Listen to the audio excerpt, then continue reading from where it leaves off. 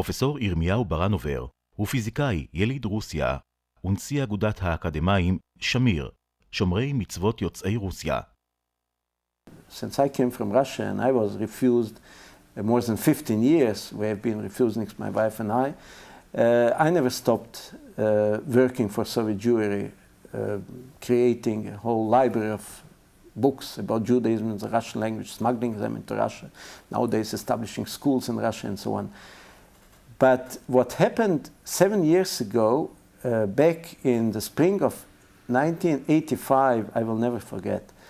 The Rebbe called me then, I was in New York, and the Rebbe called me and instructed to make telephone calls to people who have been working with us, who have been spreading Jewish knowledge there, and to tell them that with a new leader, and that was when Gorbachev just came into the Kremlin, literally 2 or 3 weeks later, he came in March, that was in the beginning of April 1985, that I should tell them that from now on the situation in Russia will only improve and that ultimately everybody will be able to leave and total freedom will be established in Russia.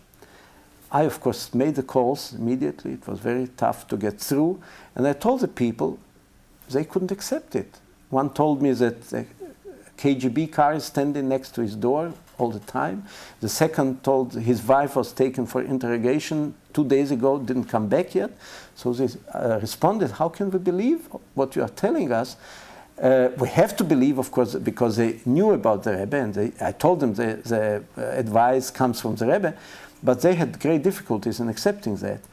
So I wrote to the Rebbe, and I got an answer, called him again, tell it's not seen yet, but the process started, and the situation will gradually improve, will become better and better, and it will be okay ultimately. Everybody will leave, whoever will wish to do so.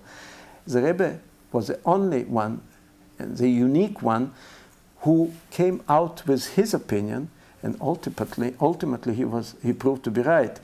An amazing conclusion of this story was just a short while ago when Gorbachev visited Israel during the summer of 1992. And at Ben Gurion University, I was responsible for his reception. We had a ceremony, we had a meeting.